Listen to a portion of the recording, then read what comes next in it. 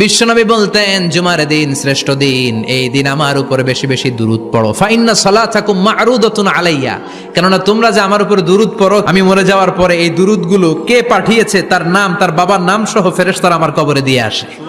সাহাবারা বললেন, ইয়া রাসূলুল্লাহ কাইফা সালাতুনা মা'রুদাতুন আলাইক, আপনি মরে যাওয়ার পরে আমাদের দুরূদ কেমন করে আপনি দেখবেন? ওয়াকাদ আরিমতা, আপনি তো পচে গলে মাটির সাথে মিশে যাবেন।